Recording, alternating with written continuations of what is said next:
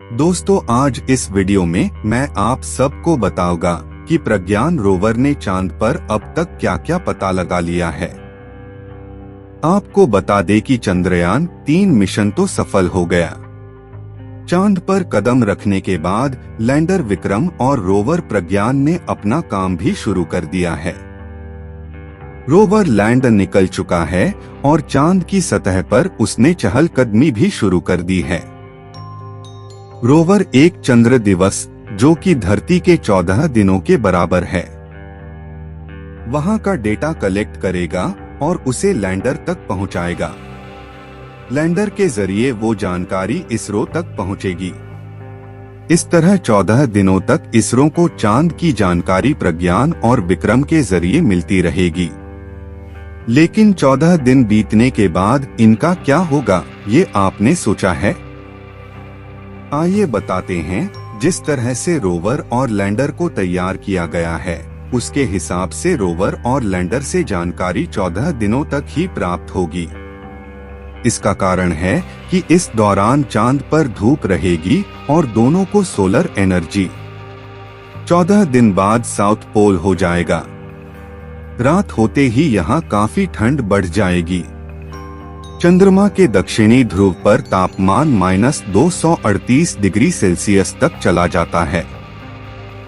इतने कम तापमान पर मशीनों का काम कर पाना बहुत मुश्किल होता है।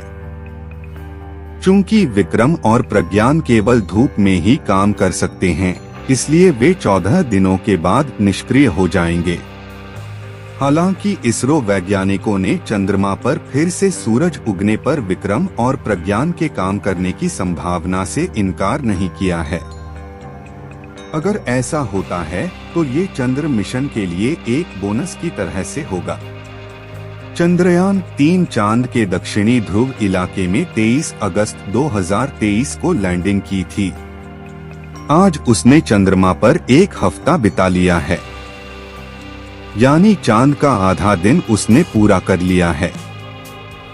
इस दौरान विक्रम लैंडर और प्रज्ञान रोवर ने कई शानदार खोज किए, कई नई बातें बताईं। इन चीजों से भविष्य में इंसानी बस्ती बसाने में क्या मदद मिलेगी, इन सब के बारे में हमें प्रज्ञान रोवर आगे अपडेट करता रहेगा। अभी लैंडर और रोवर दोनों में लगे यंत्र अपना अपना काम कर रहे हैं, नए नए डेटा जारी कर रहे हैं। आइए जानते हैं कि सबसे शानदार खोज कौन कौन सी है। प्रज्ञान रोवर ने 29 अगस्त 2023 की रात यह खुलासा किया कि चांद के दक्षिणी ध्रुव के इलाके में ऑक्सीजन है। यह काम उसमें लगे लिब्स पेलोड यानी यंत्र लेजर इंड्यूस्ड ब्रेकडाउन स्पेक्ट्रोस्कोपी ने किया है। इस यंत्र को सिर्फ चांद की सतह पर मौजूद खनिजों और रसायनों की खोज और पुष्टि के लिए भेजा गया है। ये है लिब्स, जिसने ऑक्सीजन समेत कई खनिजों, धातुओं और रसायनों की खोज की। कैसे पता किया?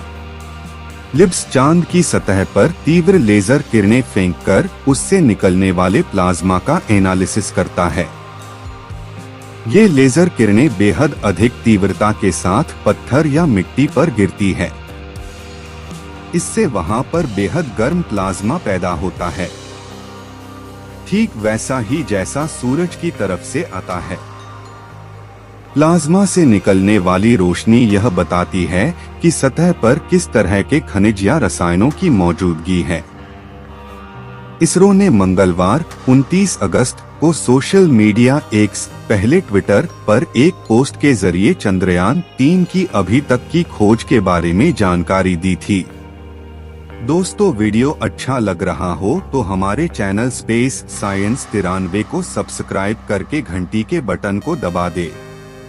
चंद्रयान 3 के रोवर प्रज्ञान के पेलोड ने जिन तत्वों की खोज की है, उनमें एल्यूमिनियम, सल्फर, आयरन, क्रोमिशियम, टाइटेनियम, मैग्नीज, सिलिकॉन और ऑक्सीजन शामिल हैं। इसके साथ ही चंद्रयान 3 हाइड्रोजन की तलाश कर रहा है। खास बात यह है कि अगर ऑक्सीजन के बाद चांद पर हाइड्रोजन भी खोज लिया जाता है, तो ये चांद पर पानी की खोज की दिशा में बड़ा कदम होगा। चंद्रयान 3 मिशन की एक और महत्वपूर्ण उपलब्धि चांद के दक्षिणी ध्रुव पर तापमान को मापना है। रोवर ने मिशन के दौरान लैंडर को जो डेटा भेजा है, उसके आधार पर इसरो ने 27 अगस्त को चांद के तापमान का ग्राफ जारी किया था। इसरो ने बताया कि चंद्रयान 3 ने चंद्रमा की सतह से 8 सेंटीमीटर की गहराई पर विभिन्न तापमानों का अध्ययन किया है। सतह पर और उसके नीचे के बीच तापमान का अंतर हैरान करने वाला है। इसरो से जारी डेटा के मुताबिक चांद की सतह पर तापमान 50 डिग्री सेल्सियस है, जबकि 8 सेंटीमीटर गहराई में ये 0 से भी 10 डिग्री नीचे रिकॉर्ड हुआ। यानी 8 सेंटीमीटर के अंतर पर तापमान में 60 डिग्री सेल्सियस का अंतर पहुंच गया।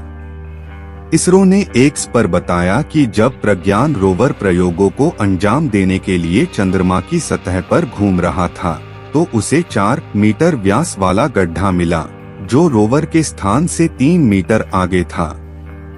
इसके बाद प्रज्ञान को एक नए रास्ते पर जाने का निर्देश दिया गया। चंद्रमा का दक्षिणी ध्रुव ऐसे गड्ढों से भरा पड़ा है। कई गड्ढे तो इतने गहरे हैं कि उनमें कभी सूरज की रोशनी ही नहीं पहुंची। दोस्तों, वीडियो अच्छा लगे तो वीडियो को लाइक और चैनल को सब्सक्राइब करके घंटी के बटन को दबाएं। धन्यवाद।